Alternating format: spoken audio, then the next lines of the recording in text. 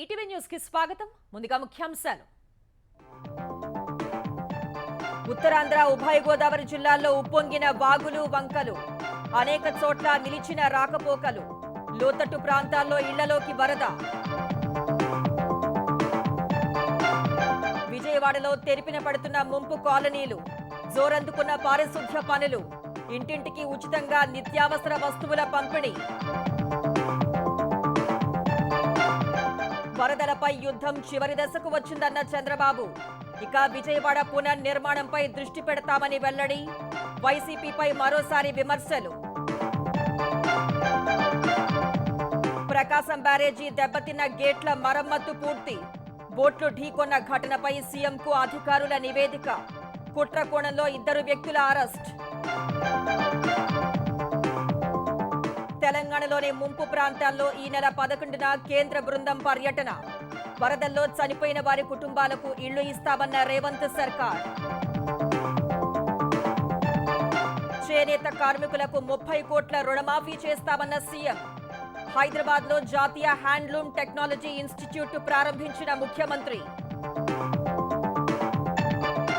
ఫిరాయింపులపై 4 వారాల్లో తేల్చాలని స్పీకర్కు హైకోర్టు సూచన. లేదంటే సుమోటోగా విచారణ చేపడతామని వెల్లడి. స్వాగతించిన కాంగ్రెస్, బీఆర్ఎస్. జీవిత ఆరోగ్య బీమాపై జీఎస్టీ తగ్గింపు నిర్ణయం వాయిదా. వచ్చే నవంబర్లో జరిగే భేటీలో స్పష్టత వస్తుందన్న ఆర్థిక మంత్రి నిర్మలా సీతారామన్.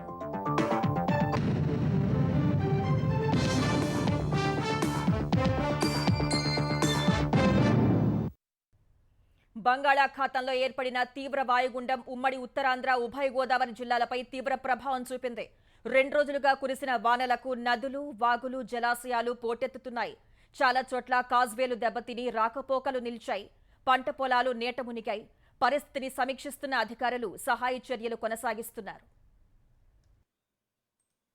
జోరు వర్షాలకు అనకాపల్లి జిల్లా రావికమతం మండలం కళ్యాణపులోవ జలాశయం నిండక 4 గేట్లెత్తి వరాహనదిలోకి నీళ్లు వదులుతున్నారు. తూర్పు గోదావరి నుంచి అనకాపల్లి మీదుగా వెళ్లే ఏలేరు ఉధృతికి పొలాలు నీట మునిగాయి. గండి పడకుండా రైతులు మట్టి బస్తాలను అడ్డుగా వేశారు. ఉపమాకలో జగనన్న కాలనీ మునిగింది. కోట ఉరట్ల సహకార బ్యాంకుతో పాటు ఇళ్లలోకి నీరు చేరింది. అచ్యుతాపురం అనకాపల్లి రోడ్లో చోడపల్లి వద్ద భారీ వృక్షం నేలకూలగా రాకపోకలను మళ్లించారు. పూడిమడక గ్రామాన్ని ఉప్పుటేరు ముంచేసింది. స్థానికులు సముద్రంలోకి నీరు వెళ్లేలా గండి కొట్టారు. బుచ్చయ్యపేట మండలం విజయ రామరాజుపేట వద్ద తాచేరు ఉధృతికి తాత్కాలిక కల్వర్టు ధ్వంసం కాగా రాకపోకలు నిలిపివేశారు. కోనాం, పెద్దేరు జలాశయాలు నిండటంతో నీటిని దిగువకు వదిలారు. వందలాది ఎకరాల్లో వరి, చెరకు ముంపుబారిన పడ్డాయి. లక్ష్మీపురం పెద్ద చెరువు అలుగుపారుతోంది. తాండవ నదికి వరద పోటెత్తగా 13,000 క్యూసెక్కులు విడుదల చేస్తున్నారు. గన్నవరం మెట్ట ప్రధాన రహదారిపై వరద ప్రవాహంతో రవాణాకు ఇబ్బందులు తలెత్తాయి. గోలుగొండ మండల పరిధిలోని కొన్ని గ్రామాల్లో ఇళ్లలోకి నీరు చేరింది. మాడుగుల, చీడికాడ మండలాల్లో జలాశయాలు నిండుకుండల్లా మారాయి.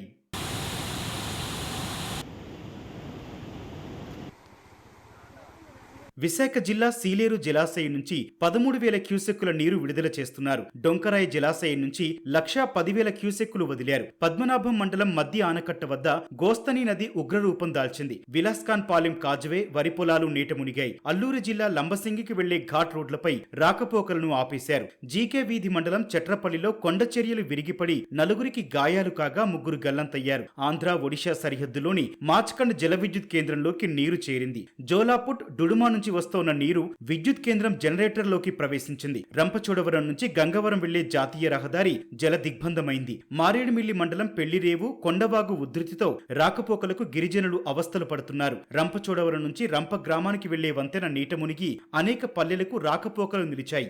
ఈ ప్రాంతంలో పందిరి మామిడి వాగు జోరు మీదుంది.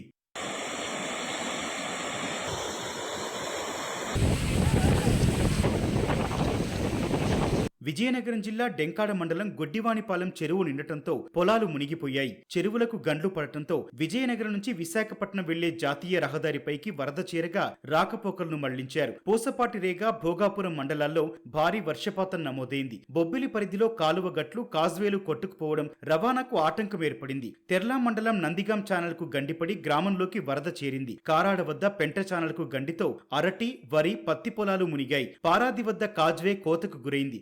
శ్రీకాకుళంలో వంశధార, నాగావళి, మహేంద్ర తనయ నదులు కలకల్లాడుతున్నాయి. ఆముదాల వలస, సరుబుజ్జిలి, బూర్జా, పొందూరు మండలాల్లో వాగులు పొంగుతున్నాయి. బూర్జ మండలం అల్లన వద్ద పంట పొలాలను నాగావళి ముంచెత్తింది. చీముల వలస, కొత్త వలస, కొర్లకొట్ట ప్రాంతాల్లో పొలాలు నీట మునిగాయి.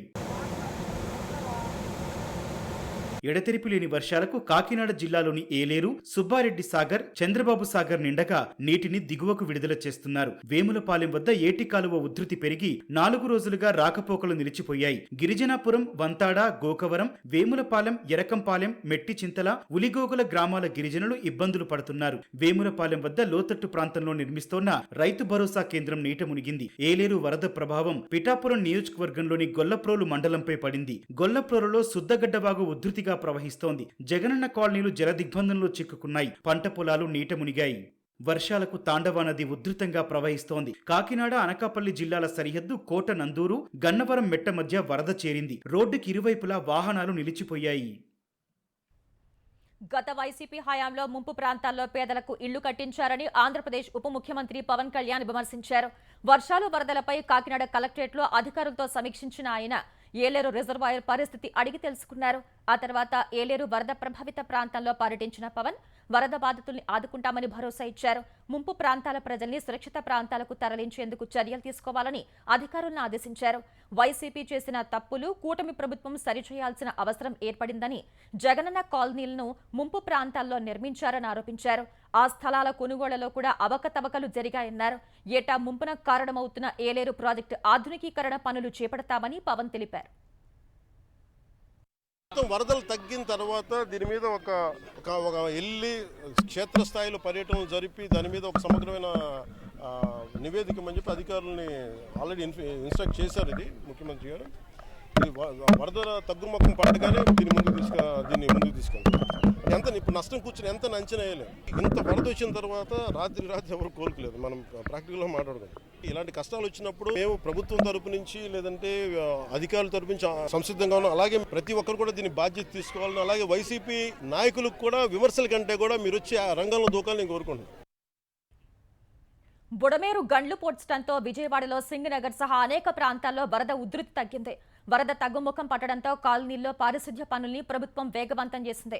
మరోవైపు ఇంటింటికి ఉచితంగా నిత్యావసరాలను పంపిణీ చేస్తున్నారు. ముంపు ప్రాంతాల్లో సంచార రైతు బజార్ల ద్వారా తక్కువ ధరలకే కూరగాయల్ని అందిస్తున్నారు. వేర్వేరు మున్సిపాలిటీల నుంచి వచ్చిన సుమారు 7,000 మంది పారిశుధ్య కార్మికులు వరద ప్రాంతాలను శుభ్రం చేస్తున్నారు. ముంపులో ఉన్న 70% పైగా ఇళ్లలోని నీటిని ఇప్పటికే బయటకు తోడేశారు. వరద తగ్గిన ఇళ్లలో ఫైర్ ఇంజిన్లతో బురదను శుభ్రం చేసే పనులు కొనసాగుతున్నాయి. అయితే బుడమేరుకు వరద ఉధృతి పెరిగే అవకాశం ఉందన్న అంచనాతో బుడమేరు పరివాహక ప్రాంతాల్లో ప్రభుత్వం రెడ్ అలర్ట్ ప్రకటించింది. లోతట్టు ప్రాంతాల్లో ఉన్న ప్రజలు సురక్షిత ప్రాంతాలకు తరలిపోవాలని విజయవాడ నగరపాలక సంస్థ కమిషనర్ ధ్యానచంద్ర కోరారు. వరద నష్టం అంచనా వేయడానికి 1700 ఎన్యూమరేషన్ బృందాలను ఏర్పాటు చేశామని ఏపీ పౌర సంబంధాల శాఖ మంత్రి కొలుసు పార్థసారథి తెలిపారు. వరద ముంపు ప్రాంతాల్లో ప్రభుత్వం పంపిణీ చేస్తున్న నిత్యావసర వస్తువుల్ని ఏపీ వ్యవసాయ శాఖ మంత్రి అచ్చెన్నాయుడు పరిశీలించారు. బాధితులు అందరికీ సరుకులు అందించాలని సూచించారు. వరదలపై యుద్ధం చివరి దశకు వచ్చిందని ముఖ్యమంత్రి చంద్రబాబు తెలిపారు. ఈ యుద్ధం రేపటితో ముగిస్తే ఇక పునర్నిర్మాణంపై దృష్టి పెడతామన్నారు. విజయవాడలో వరద ముంపు ప్రాంతాలైన భవానీపురం, స్వాతి థియేటర్, ఊర్మిళానగర్, కబేళా సెంటర్లో చంద్రబాబు పర్యటించారు. ప్రభుత్వం నుంచి అందుతున్న సాయంపై ఆరా తీశారు. బుడమేరు పట్ల గత పాలకులు చేసిన పాపాలే ఇప్పుడు ప్రజలకు శాపంగా మారాయని అన్నారు. నష్టపోయిన వారు తిరిగి కోలుకునే వరకు ప్రభుత్వ పరంగా సాయం చేస్తామని హామీ ఇచ్చారు. సర్వస్వం కోల్పోయిన వారికి రేపు ఒక జత బట్టలైనా ఇస్తామని చంద్రబాబు తెలిపారు. గత ప్రభుత్వం చేసిన పాపాలు గండి పూడ్చలేదు. దానివల్ల నీళ్లన్నీ వచ్చి నేరుగా మీ ఊరి మీద పడిపోయినాయి. బుడమేరు పూర్తిగా ఆక్రమించేశారు. దానివల్ల నీళ్లు పోయే పరిస్థితి లేదు. 9 రోజులు మీరు నీటిలో ఉన్నారు. సర్వస్వాన్ని కోల్పోయారు. స్కూటర్లు పోయినాయి, మోటార్ బైకులు పోయినాయి, ఆటోలు పోయినాయి, కార్లు పోయినాయి, అన్నీ పోయినాయి. ఇన్సూరెన్స్ ఉంటే ఈ రోజు నుంచే ఒక వారం లోపల మీ అందరికీ ఇన్సూరెన్స్ ఇప్పిస్తున్నా. అప్పటికి కూడా ఇన్సూరెన్స్ లేకపోతే అలాంటి వాహనాలకు ఏం చేయాలనో అది కూడా ప్రత్యేకమైన కార్యక్రమం ఆలోచిస్తాం. చిన్న చిన్న షాపులు ఉన్నాయి, తోపుడు బండ్లు ఉన్నాయి, వాళ్ళకేం చేయాలని కూడా ఆలోచిస్తున్నా. ఎంతవరకు మిమ్మల్ని ఆదుకోవాలనో మళ్ళీ నిలదొక్కునే వరకు అండగా ఉంటా. బాధితులను ఆదుకోకపోగా ప్రభుత్వంపై వైసీపీ బురద చల్లుతోందని ముఖ్యమంత్రి చంద్రబాబు మండిపడ్డారు. ఎన్నికల సమయంలో గులకరాయి డ్రామా పేరుతో సింగనగర్లో అమాయకుల్ని జైల్లో పెట్టించిన జగన్ మళ్లీ బురద రాజకీయాలు చేసేందుకే సింగనగర్ వచ్చారని మండిపడ్డారు. బోట్లతో ప్రకాశం బ్యారేజీని ఢీ కొట్టించే కుట్ర పన్నారని సీఎం దుయ్యబట్టారు. నేను మీకు న్యాయం చేయడం కోసం నేను ప్రయత్నం చేస్తామంటే మా ఆఫీసర్లు వచ్చి ఇంత కష్టపడతా ఉంటే వాళ్ళు కూడా వచ్చి చేసిన పాపాలు కొంతవరకైనా కడుక్కునే విధంగా మీ దగ్గరికి రావాల్సింది. ఎక్కడో బెంగళూరులో ఒకరు కూర్చొని మన మీద బురద వేసే పరిస్థితికి వస్తున్నారు. ఇలాంటి వాళ్ళు కూడా రాజకీయాల్లో ఉన్నారా అని మొట్టమొదటిసారి చూస్తున్నా. 50 సంవత్సరాల తర్వాత 45 ఏళ్ళు చూశాను. వీలు కాకపోతే నోరు మూసుకుని ఉండేవాళ్ళు, కానీ వీళ్ళు అడ్డం పడడం మాత్రం చాలా దుర్మార్గం. ఇలాంటి దుర్మార్గులు చేసే పని వల్ల మన రాష్ట్రానికి చెడ్డ పేరు వస్తా ఉంది. మనకు జరిగే మంచి జరగకుండా పోయే పరిస్థితి వస్తా ఉంది. మనం అంతా పని చేయాలని మనం పోతున్నాం, వీళ్ళు కుట్రలు చేయాలని వీళ్ళు వస్తున్నారు. వరద బాధితుల్ని ఆదుకునేందుకు ఏపీ సీఎం రిలీఫ్ ఫండ్ కు విరివిగా విరాళాలు అందుతున్నాయి. విశాఖకు చెందిన జీఎంఆర్ సంస్థ executive director Chella Prasanna, CEO Mano Merai 2.5 కోట్ల చొప్పున ఆర్థిక సాయాన్ని సీఎం చంద్రబాబును కలిసి అందజేశారు. AIG hospitals chairman doctor D Nageshwar Reddy ₹1 కోటి ఆన్లైన్ ద్వారా పంపారు. వెల్జాన్ ఇండస్ట్రీస్ లిమిటెడ్ అధినేత వెలమాటి జనార్దన్ రావు ₹1 చెక్కును సీఎంకు అందించారు. లలిత జ్యువెలర్స్ యజమాని కిరణ్ కుమార్ ₹1 విరాళం ఇచ్చారు. మెప్పా తరపున కోటి, ప్రసాద్ సీడ్స్ అధినేత ప్రసాద్ 50 లక్షలు, సింగపూర్ ప్రవాస తెలుగువారు 17,50,000, సిద్ధార్థ మెడికల్ కాలేజీ పూర్వ విద్యార్థి డాక్టర్ అమ్మన్న 15 లక్షలు, పాతపట్నం ఎమ్మెల్యే మామిడి గోవిందరావు, ఎన్ఆర్ఐలు సురేష్ మానుకొండ, ఉప్పు వినోద్ బాబు, వరద అమర్ 10 లక్షల చొప్పున విరాళాలు అందించారు. ఏపీ ప్రభుత్వ డాక్టర్స్ అసోసియేషన్ నుంచి ఐ బాబ్జీ శ్యామ్ కుమార్ 6 లక్షలు, బెస్ట్ ఆగ్రో లైఫ్ లిమిటెడ్ 5 లక్షలు అందించింది. మరికొంతమంది 10,000 నుంచి 5 లక్షల వరకు విరాళాలను సీఎం చంద్రబాబును కలిసి అందజేశారు. వరదలు, భారీ వర్షాలతో మృతి చెందిన కుటుంబాలకు ఇందిరమ్మ ఇళ్లు, ₹5 లక్షల సాయం ఇస్తామని తెలంగాణ రెవెన్యూ శాఖ మంత్రి పొంగులేటి శ్రీనివాసరెడ్డి తెలిపారు. వరద ముంపునకు గురైన ప్రతి ఎకరానికి 10,000 ఆర్థిక సాయం చెల్లిస్తామని తెలిపారు. తడిచిన ప్రతి గింజను కొనుగోలు చేస్తామన్నారు. వర్షాలు, వరదల ప్రభావంపై సచివాలయంలో మంత్రి శ్రీనివాసరెడ్డి ఉన్నత స్థాయి సమీక్ష నిర్వహించారు. కూలిన, దెబ్బతిన్న ఇండ్లకు ఇందిరమ్మ ఇండ్లు ఇస్తామన్నారు. వర్షాలతో నష్టపోయిన ప్రతి కుటుంబానికి 16,500 సాయం అందిస్తామన్నారు. డాక్యుమెంట్లు పోయిన వారి కోసం ప్రతి పోలీస్ స్టేషన్లో ప్రత్యేక ఫిర్యాదుల కౌంటర్ ఏర్పాటు చేస్తున్నట్లు వివరించారు. 2 ఏజెన్సీలు మైన్స్ కు సంబంధించిన వ్యర్థాలను ప్రభుత్వ భూముల్లో పోయటం వల్లే సూర్యాపేట, పాలేరుకు భారీగా నష్టం జరిగిందన్న మంత్రి పొంగులేటి జరిగిన నష్టాన్ని ఆ ఏజెన్సీల నుంచే వసూలు చేయాలని ఆదేశించారు. తెలంగాణలోని వరద ప్రభావిత ప్రాంతాల్లో నష్టం అంచనా వేసేందుకు ఈ నెల 11న కేంద్ర బృందం రానుంది. National disaster management authority NDMA సలహాదారు, కేంద్ర హోంశాఖ సంయుక్త కార్యదర్శి కర్నల్ కీర్తి ప్రతాప్ సింగ్ నేతృత్వంలోని 6 సభ్యుల బృందం తెలంగాణకు రానుంది. ఖమ్మం, మహబూబాబాద్ జిల్లాల్లోని వరద ప్రభావిత ప్రాంతాల్లో పర్యటించి జరిగిన నష్టాన్ని పరిశీలించనుంది. వరద బాధితులు, అధికారులతో కేంద్ర బృందం చర్చించనుంది. కేంద్ర బృందానికి నేతృత్వం వహిస్తున్న కర్నల్ కీర్తి ప్రతాప్ సింగ్ తో కేంద్ర మంత్రి కిషన్ రెడ్డి ఫోన్లో మాట్లాడారు. ఖమ్మం పర్యటనలో తాను తెలుసుకున్న అంశాలు, బాధితుల ఆవేదన, క్షేత్రస్థాయి పరిస్థితుల్ని వివరించారు. చేనేత కార్మికులకు 30 కోట్ల రుణమాఫీ చేస్తామని ముఖ్యమంత్రి రేవంత్ రెడ్డి ప్రకటించారు. సిరిసిల్ల నేతన్నలకు బతుకమ్మ చీరలు ఇచ్చినా వారికి నిధులు ఇవ్వలేదన్నారు. కాంగ్రెస్ వచ్చాక సిరిసిల్ల నేతన్నల బకాయిలు వెంటనే విడుదల చేశామని రేవంత్ రెడ్డి గుర్తు చేశారు. హైదరాబాద్ లలిత కళాతోరణంలో Indian Institute of Handloom Technology IIHT మంత్రి తుమ్మల నాగేశ్వరరావుతో కలిసి రేవంత్ రెడ్డి వర్చువల్ గా ప్రారంభించారు. ఆ తర్వాత చేనేత అభయహస్తం లోగోను సీఎం ఆవిష్కరించారు. నేతన్న చేయూతకు సంబంధించిన 290 కోట్ల చెక్కును చేనేత జౌళి శాఖ ముఖ్య కార్యదర్శి శైలజ రామయ్యకు అందజేశారు. తెలంగాణలో ఐఐహెచ్టీ ఏర్పాటుకు 10 ఏళ్లలో కేంద్రం చర్యలు చేపట్టలేదని సీఎం గుర్తు చేశారు. తాము అధికారంలోకి రాగానే ఐఐహెచ్టీ ఏర్పాటుకు ప్రధానిని కోరామని, వారు సానుకూలంగా నిర్ణయం తీసుకున్నారని తెలిపారు. తెలంగాణ కోసం పోరాడిన కొండా లక్ష్మణ్ బాపూజీ పేరును ఐఐహెచ్టీకు పెడతామని సీఎం ప్రకటించారు.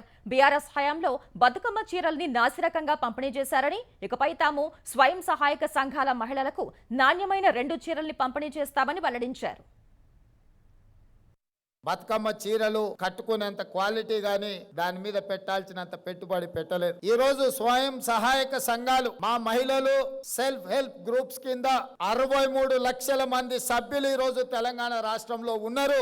ఈ 63 లక్షల మంది సభ్యులకు సంవత్సరానికి 2 చీరలు ఇవ్వాలి అన్న ఆలోచన రాష్ట్ర ప్రభుత్వము ఈ రోజు ఆ నిర్ణయం తీసుకోవడం జరిగింది. రైతులకు రుణమాఫీ చేసిండ్రు, మరి 30 కోట్లున్న మా చేనేత కార్మికులకు చెయ్యండి అని ఈ వేదిక మీద నుంచి విజ్ఞప్తి రావడం జరిగింది. నిజంగానే 30 కోట్లుంటే ఒక్క కలం పోటుతోని 30 కోట్ల రూపాయలు మీ రుణాన్ని మాఫీ చేసే బాధ్యత అవసరమైన ఆదేశాలను చీఫ్ సెక్రటరీ గారికి ఈ వేదిక మీద నుంచే ఇస్తున్నా. ఇదే సమయంలో కాళ్లకు చెప్పులు లేకుండా వచ్చిన వారు కోట్లకు పడగలెత్తారని సీఎం రేవంత్ రెడ్డి బీఆర్ఎస్ పై తీవ్ర స్థాయిలో విమర్శలు చేశారు. కొండా లక్ష్మణ్ బాపూజీ పదవులు త్యాగం చేస్తే కొందరు ఉప ఎన్నికల పేరుతో కలెక్షన్లు సెలక్షన్లతో కోట్లు సంపాదించారని రేవంత్ ఆరోపించారు. త్యాగాలు అనే పదం బీఆర్ఎస్ నేతలకు సూట్ అవ్వదని ఎద్దేవా చేశారు.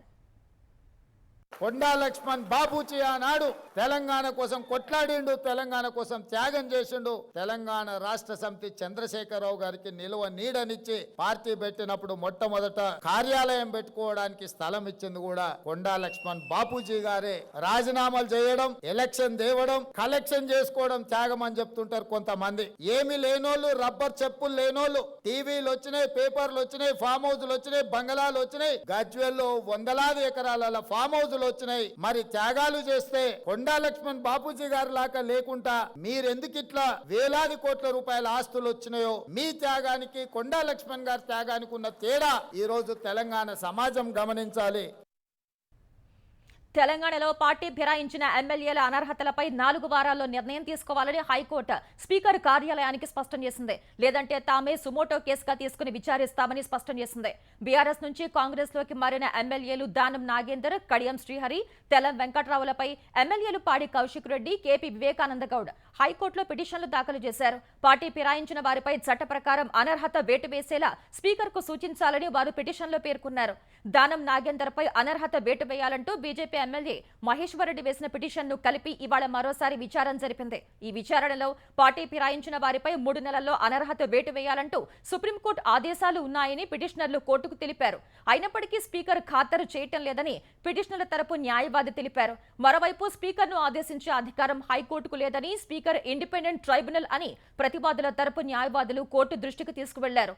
ఈ వాదనల తర్వాత గత నెలలోనే విచారణను ముగించిన హైకోర్టు 4 వారాల్లో నిర్ణయం తీసుకోవాలని స్పీకర్ కార్యాలయ కార్యదర్శికి ఆదేశాలిస్తూ ఇవాళ తీర్పు వెల్లడించింది. అసెంబ్లీ సెక్రటరీ అవుతున్నారో we should immediately place all this disqualifications petitions speaker ముందు పెట్టాలి. విత్ ఇన్ 4 వారాల లోపల స్పీకర్ గారు ఒక షెడ్యూల్ ఇవ్వాలి. ఏ రోజు ప్లీడింగ్స్ కంప్లీట్ చేయాలి, ఏ రోజు ఎవిడెన్స్ లీడ్ చేయాలి, ఏ రోజు వరకు ఆర్గ్యుమెంట్స్ తినాలి, ఏ రోజు తన నిర్ణయం ప్రకటిస్తారని. సో ఆ షెడ్యూల్ ఏతుందో స్పీకర్ గారి కార్యాలయం హైకోర్టు రిజిస్ట్రార్ కు పంపాలని డైరెక్షన్ ఇచ్చింది. ఒకవేళ 4 వారాల్లో ఈ యొక్క షెడ్యూల్ ను హైకోర్టు రిజిస్ట్రార్ కి పంపకుంటే హైకోర్టు సుమోటోగా ఈ కేసును ఓపెన్ చేసి మళ్ళీ దీని మీద తదుపరి చర్య తీసుకుంటారని కూడా చెప్పినారు.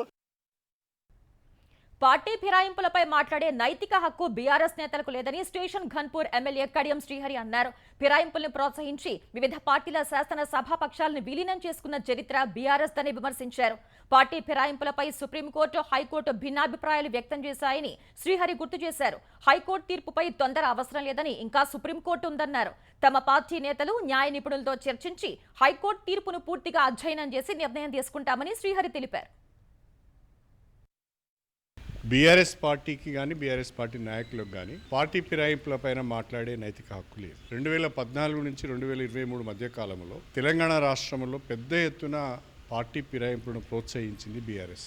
వివిధ రాజకీయ పార్టీల శాసనసభ పక్షాలను కూడా పార్టీలో విలీనం చేసుకుంది. ఒక రకంగా తెలంగాణ రాష్ట్రంలో రాజకీయ వ్యవస్థను భ్రష్టు పట్టించడం, ప్రజాస్వామ్యాన్ని అపహాస్యం చేసింది బీఆర్ఎస్ పార్టీ. కాబట్టి ఆ నాయకులకు ఈ తీర్పు మీద కానీ ఫిరాయింపుల మీద కానీ మాట్లాడే నైతికత లేదు. కాంగ్రెస్ అప్రజాస్వామ్య విధానాలకు తెలంగాణ హైకోర్టు తీర్పు చెంపపెట్టు లాంటిదని బీఆర్ఎస్ వ్యాఖ్యానించింది. పార్టీ మారిన ఎమ్మెల్యేల అనర్హతపై కోర్టు తీర్పును స్వాగతిస్తున్నట్లు మాజీ మంత్రి హరీష్ రావు తెలిపారు. హైకోర్టు ఇచ్చిన తీర్పు ప్రజాస్వామ్యాన్ని, రాజ్యాంగ స్ఫూర్తిని నిలబెట్టేలా ఉందన్నారు. 4 వారాల్లో స్పీకర్ నిర్ణయం తీసుకుని ప్రజాస్వామ్యాన్ని కాపాడతారని ఆశిస్తున్నట్లు హరీష్ వెల్లడించారు.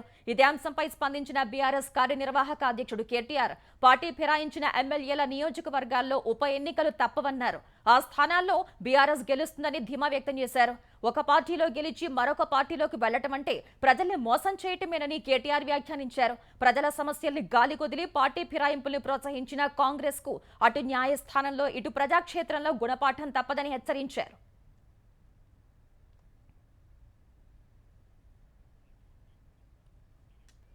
బోట్లు ఢీకొట్టడం వల్ల దెబ్బతిన్న ప్రకాశం బ్యారేజీ గేట్ల మరమ్మతు పూర్తయింది. 67, 69, 70 గేట్ల వద్ద దెబ్బతిన్న కౌంటర్ వెయిట్ల వద్ద మరమ్మతు పూర్తి చేశారు. దెబ్బతిన్న వాటి స్థానంలో స్టీల్తో తయారు చేసిన భారీ కౌంటర్ వెయిట్లను ఇంజనీర్లు అమర్చారు. నిపుణుడు కన్నయ్య నాయుడు పర్యవేక్షణలో పనులు చేశారు. రెయింబవళ్లు పనిచేసిన సిబ్బంది, ఇంజనీర్లు, అధికారుల్ని కన్నయ్య నాయుడు సన్మానించారు. కన్నయ్య నాయుడిని కూడా ఇంజనీర్లు, అధికారులు సన్మానించారు. ప్రకాశం బ్యారేజీని బోట్లు ఢీకొన్న ఘటనపై అధికారులు సీఎం చంద్రబాబుకు నివేదిక అందజేశారు. బ్యారేజీకి బోట్లు ఢీకొన్న ఘటనలో కుట్ర కోణం ఉందని వెల్లడించారు. ఇప్పటి వరకు బోట్లు తమవేనని ఎవరూ రాకపోవడమే కుట్ర కోణం ఉంది అనటానికి నిదర్శనమని నివేదికలో తెలిపారు. బ్యారేజీని ఢీకొన్న బోట్లు వైసీపీ ఎమ్మెల్సీ తలసిల రఘురాం, మాజీ ఎంపీ నందిగం సురేష్ అనుచరులైన ఉషాద్రి, కర్రి నరసింహస్వామి, గూడూరు నాగమల్లేశ్వరులకు చెందిన బోట్లుగా గుర్తించినట్లు నివేదిక వివరించింది. సహజంగా 3 బోట్లను కట్టి ఉంచే సంప్రదాయం లేనప్పటికీ ఉషాద్రికి చెందిన 3 బోట్లను కలిపి కట్టడం వెనుక కుట్ర కోణం ఉందని నివేదికలో ప్రస్తావించారు. ఇనుప చైన్లతో లంగర వేయకుండా ప్లాస్టిక్ తాళ్లతో బోట్లను కట్టేసినట్లు గుర్తించారు. ప్రకాశం బ్యారేజీని పడవలు ఢీకొట్టిన కేసులో 2 నిందితుల్ని విజయవాడ పోలీసులు అరెస్ట్ చేశారు. గొల్లపూడికి చెందిన పడవల యజమాని కుక్కలగడ్డ ఉషాద్రి, సూరాయపాలెంకు చెందిన కోమటి రామ్మోహన్లను అరెస్ట్ చేశారు. కొట్టుకొచ్చిన 3 భారీ పడవలు కుక్కలగడ్డ ఉషాద్రికి చెందినట్లుగా గుర్తించారు. ఈ ఘటనలో కుట్ర కోణం ఉందనే అనుమానంతో నీటిపారుదల శాఖ అధికారులు చేసిన ఫిర్యాదుపై కేసు నమోదు చేసి దర్యాప్తు చేపట్టిన పోలీసులు 2ని అరెస్ట్ చేశారు. తెలంగాణలో ప్రజాపద్దుల సంఘం, అంచనాల కమిటీ, ప్రభుత్వ రంగ సంస్థల కమిటీలు ఏర్పాటు చేస్తూ ఉత్తర్వులు వెలువడ్డాయి. ఈ మేరకు ఆయా సంఘాలకు చైర్పర్సన్లు, సభ్యులు నియమిస్తూ శాసనసభ కార్యదర్శి నరసింహాచారి ప్రకటన జారీ చేశారు. ఎమ్మెల్యే అరకపూడి గాంధీ ప్రజాపద్దుల కమిటీ చైర్మన్ గా వ్యవహరించనుండగా కమిటీలో ఎమ్మెల్యేలు వేముల ప్రశాంత్ రెడ్డి, గంగుల కమలాకర్, రేవూరి ప్రకాష్ రెడ్డి, యన్నం శ్రీనివాస్ రెడ్డి, కూనంనేని సాంబశివరావు తదితరులకు చోటు కల్పించారు. కోదాడ ఎమ్మెల్యే నలమడ పద్మావతి రెడ్డి నేతృత్వంలో వేసిన అంచనాల కమిటీలో సునీత లక్ష్మారెడ్డి, దేవిరెడ్డి సుధీర్ రెడ్డి, మాగంటి గోపి తదితరులకు అవకాశం ఇచ్చారు. ఈర్లపల్లి శంకరయ్య ప్రభుత్వ రంగ సంస్థల సమితి చైర్మన్ గా నియమితులవగా సవితా ఇంద్రారెడ్డి, కేపీ వివేకానంద్, వేముల వీరేశం, కుంభం అనిల్ కుమార్ రెడ్డి తదితరులకు చోటు కల్పించారు. ప్రజాపద్దుల సంఘం పీఎస్సీ చైర్మన్ గా ఎమ్మెల్యే అరకపూడి గాంధీని నియమించడాన్ని మాజీ మంత్రి హరీష్ రావు తప్పుపట్టారు. ప్రతిపక్షానికి ఇవ్వాల్సిన పీఎస్సీ చైర్మన్ పదవిని కాంగ్రెస్ కండువా కప్పుకున్న ఎమ్మెల్యేకు ఎలా ఇస్తారని హరీష్ రావు ప్రశ్నించారు. పార్లమెంట్లో Congress MP KC Venugopal PSC chairman గా బాధ్యతలు నిర్వర్తించడం లేదా అని నిలదీశారు. రాహుల్ గాంధీకి రాజ్యాంగంపై గౌరవం ఉంటే పీఎస్సీ చైర్మన్ పదవిని ప్రతిపక్షానికి ఇచ్చేలా సీఎం రేవంత్ రెడ్డిని ఆదేశించాలని హరీష్ రావు డిమాండ్ చేశారు. జీవిత ఆరోగ్య బీమాపై జీఎస్టీ తగ్గింపుపై జీఎస్టీ కౌన్సిల్లో నిర్ణయం వాయిదా పడింది. ప్రస్తుతం 18% జీఎస్టీని తగ్గించేందుకు మండలిలో ఏకాభిప్రాయం కుదిరినప్పటికీ నవంబర్లో జరిగే తదుపరి భేటీలో నిర్ణయం తీసుకోనున్నట్లు కేంద్ర ఆర్థిక మంత్రి నిర్మలా సీతారామన్ తెలిపారు. బీమా ప్రీమియంపై పన్ను రేట్ల హేతుబద్ధీకరణపై సూచనలు, ఇతర అంశాలపై నిర్మలా సీతారామన్ నేతృత్వంలో 54వ జీఎస్టీ కౌన్సిల్ సమావేశమైంది. జీవిత ఆరోగ్య రీ ఇన్సూరెన్స్ ప్రీమియంలపై జీఎస్టీ తగ్గింపు వల్ల కలిగే లాభ నష్టాలను ఫిట్మెంట్ కమిటీ కౌన్సిల్ ముందు ఉంచింది. ఈ అంశంపై కమిటీలో ఏకాభిప్రాయం కుదిరినప్పటికీ తదుపరి భేటీలో నిర్ణయం తీసుకోవాలని నిర్ణయించినట్లు భేటీ తర్వాత సీతారామన్ తెలిపారు. క్యాన్సర్ ఔషధాలపై పన్నును 12 నుంచి 5% తగ్గించనున్నట్లు తెలిపారు.